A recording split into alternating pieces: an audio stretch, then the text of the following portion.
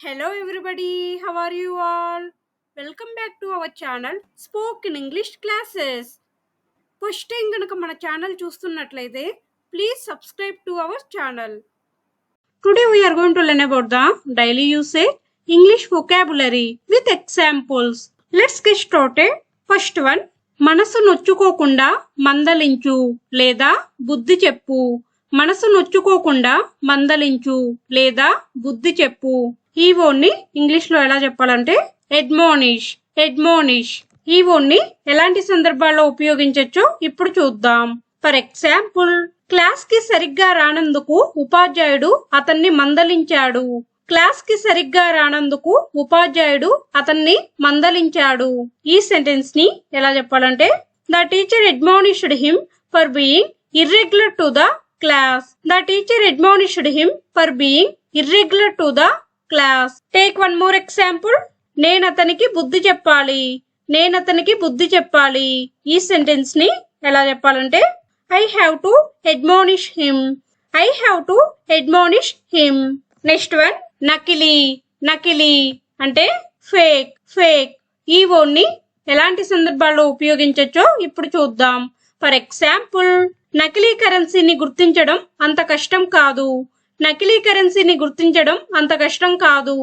ఈ సెంటెన్స్ ని ఎలా చెప్పాలంటే it is not so difficult to identify fake currency. Take one more example. ఆమె ఫేక్ స్మైల్ ఇస్తుంది. ఈ సెంటెన్స్ ని ఎలా చెప్పాలంటే she is giving fake smile. Next one, విలువ కట్టు అంటే ఇవాల్యుయేట్. ఈ వర్డ్ ని ఎలాంటి సందర్భాల్లో ఉపయోగించొచ్చో ఇప్పుడు చూద్దాం. ఫర్ ఎగ్జాంపుల్, అతని ఆస్తిని విలువ కట్టడం కష్టం. ఈ సెంటెన్స్ ని ఎలా చెప్పాలంటే it is difficult to evaluate his property. Take one more example. మా తల్లిదండ్రులు అందించిన సేవలను మేము విలువ కట్టలేము. ఈ సెంటెన్స్ ని ఎలా చెప్పాలంటే we can't evaluate the services rendered by our parents. Next one, చెడు మార్గమున పడు అంటే ఎడిక్. ఈ వర్డ్ ని ఎలాంటి సందర్భాల్లో ఉపయోగించొచ్చో ఇప్పుడు చూద్దాం. ఫర్ ఎగ్జాంపుల్, అతను ధూమపానానికి బానిస అయ్యాడు. ఈ సెంటెన్స్ ని ఎలా చెప్పాలంటే he addicted to smoking. Take one more example. ఆమె కొడుకు కంప్యూటర్ గేమ్స్ కి బానిస అయ్యాడు. ఈ సెంటెన్స్ ని ఎలా చెప్పాలంటే her son is addicted to computer games. Next one, అనుకోగల లేదా వినయం గల